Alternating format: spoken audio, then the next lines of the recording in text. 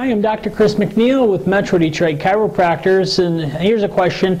Will epidural injections help with sciatica? Well, there's different phases of healing.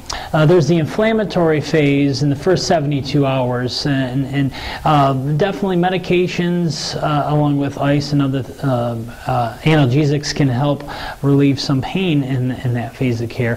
But when you start getting into the repair phase after 72 hours and after 6 weeks, the remodel phase, the epidural injections simply try to remedy some of the inflammation, whereas chiropractic care, it's a physical medicine, aims to correct the spinal alignment, to try to take the pinching off the nerves, the pressure off the discs, and allow the tissues to heal more functionally. So without that physical medicine, the epidural is simply just for the inflammation.